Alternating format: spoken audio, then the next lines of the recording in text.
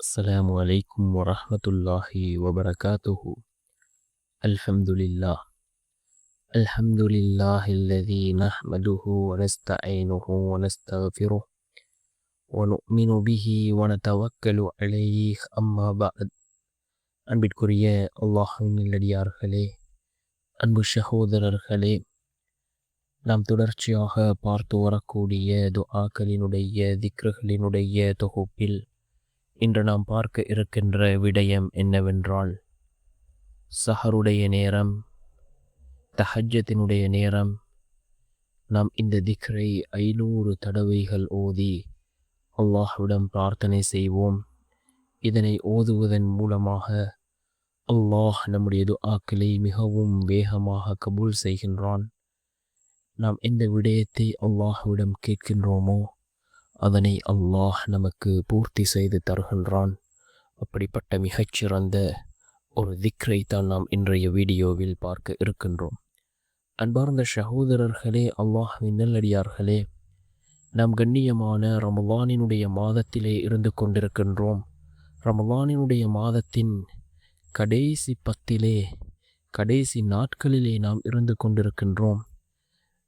ரசூலுல்லாஹி ஸல்லல்லாஹு அலைஹி வஸல்லம் அவர்கள், ஜிப்ரீல் அலைஹிஸ்ஸலாம் அவர்கள் துஆ செய்ய நபி அவர்கள் ஆமீன் என்று கூறினார்கள். யார் ரமலானை அடைந்தும் அல்லாஹ்விடம் பாவ மன்னிப்பை பெற்றுக்கொள்ளவில்லையோ அவர்கள் நாசமடையட்டும் என்று ஜிப்ரீல் அலைஹிஸ்ஸலாம் அவர்கள் கூற, ரசூலுல்லாஹி ஸல்லல்லாஹு அலைஹி வஸல்லம் அவர்கள் ஆமீன் என்று கூறினார்கள். அன்பார்ந்த சகோதரர்களே, அல்லாஹ்வின் நல்லடியார்களே, நம் கண்ணியமான ஒரு மாதத்தை அடைந்திருக்கின்றோம். அதிகமான நல்லமல்கள் செய்யக்கூடிய ஒரு மாதத்தை நாம் அடைந்திருக்கின்றோம். ஒரு சுன்னத்துக்கு ஒரு ஃபர்லினுடைய நன்மையை அல்லாஹ் வழங்குகின்றான்.